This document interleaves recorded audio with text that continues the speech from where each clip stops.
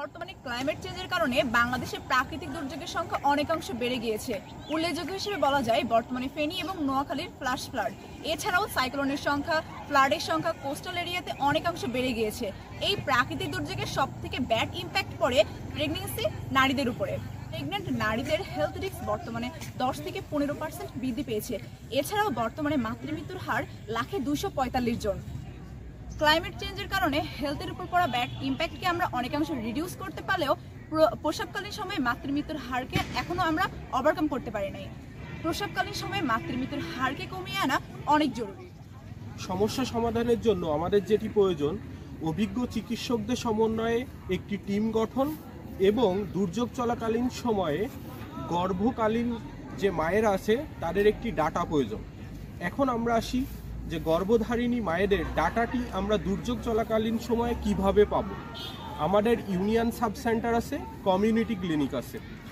এই দুই জায়গায় যে কমিউনিটি ওয়ার্কাররা আছে তারা নর্মাল সময়গুলোতে ওই এলাকার বাসাবাড়িগুলো ভিজিট করে এবং জন্ম নিয়ন্ত্রণ পদ্ধতি সহ এসেনশিয়াল ড্রাগগুলো তারা বিতরণ করে এবং তাদের কাছে একটা ম্যানুয়াল ডাটা থাকে ওই এলাকায় কারা গর্ভধারণ বা গর্ভবতী মা আছে, তাদের এই ডাটাটা ম্যানুয়াল থাকে। এখন আমরা তাদের কাছে অ্যাপ্রোচ করব এই ডাটাটা একটি গভর্নমেন্ট ওয়েবসাইট যেমন BGHS এর ওয়েবসাইট হইতে পারে, সেই ওয়েবসাইটে আপলোড করা।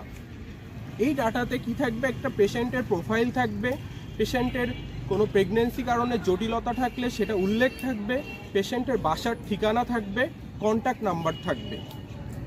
এখন আমরা যে টিমটা গঠন করব, এই টিমে অবশ্যই একজন গাইনি অ্যান্ড অবস স্পেশালিস্টের অধীনে কিছু MBBS ডক্টর সহ মিডওয়াইফারি, নার্স এবং স্থানীয় ভলেন্টিয়ার থাকবে। দুর্যোগ যখন চলবে তখন আমরা সহজেই এই গর্ভধারীণ মায়েদের ডাটাটা ওয়েবসাইট থেকে নিয়ে আমরা ঠিকানা অনুপাতে স্থানীয় ভলেন্টিয়ারদের সহযোগিতায় তাদের বাসাবাড়িতে পৌঁছে যাব এবং সেখান থেকে আমরা তাদেরকে আমাদের শেল্টারে নিয়ে আসবো বা আমাদের ক্যাম্পগুলোতে নিয়ে আসবো। যেহেতু এক্সপেক্টেড ডেট অফ ডেলিভারি এই ডাটার ভিতরে থাকতেছে, এই জন্য কারা শুধু প্রসবকালীন সময় আছে আমরা সহজেই সেটা বুঝতে পারবো এবং তাদের বাসায় আমরা সহজেই পৌঁছে যাচ্ছি।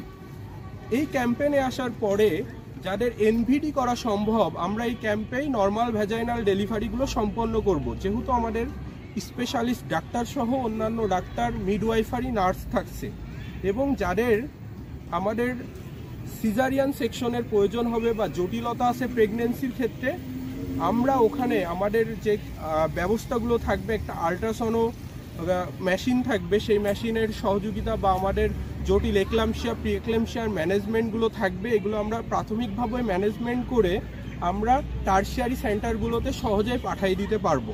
এখন আসি আমরা ডাক্তার, মিডওয়াইফারি, নার্স এবং স্থানীয় ভলেন্টিয়ারদের কিভাবে আমরা এই টিমে সংযুক্ত করব।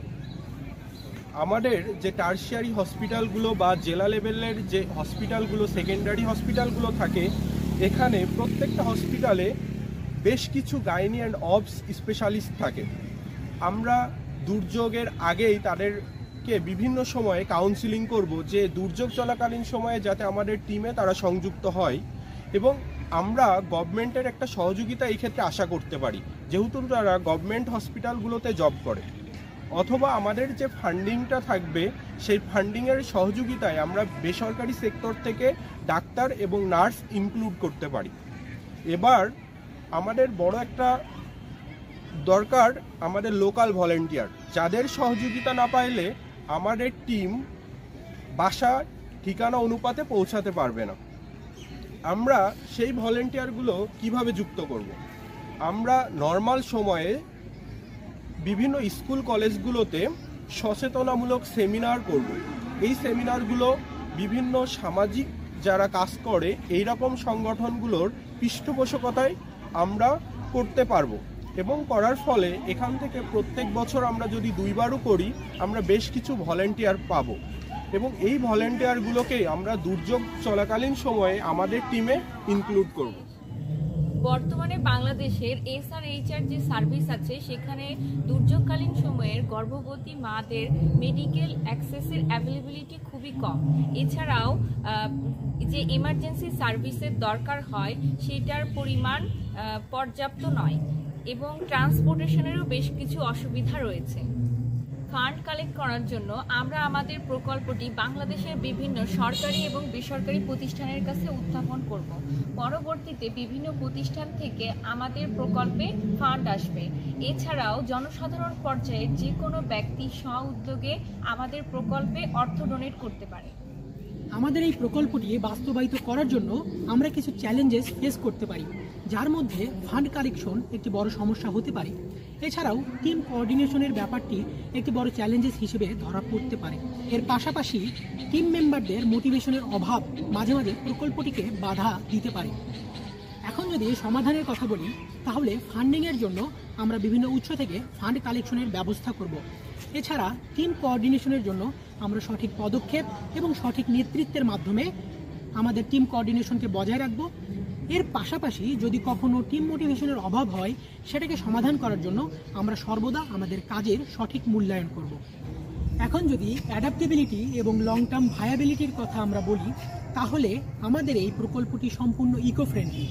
এছাড়া আমাদের এই প্রকল্পের যখন পরিধি বৃদ্ধি পাবে, কার্যকারিতা ভালো হবে, তখন আমরা প্রয়োজনের কথা চিন্তা করে বিভিন্ন সময়ে স্পেশালিস্ট ও ভলেন্টিয়ার যুক্ত করব এবং এই ভলেন্টিয়ারদেরকে দক্ষ করে তোলার জন্য আমরা বিভিন্ন সময়ে ক্যাম্পেইন ও প্রশিক্ষণ এর ব্যবস্থা করব।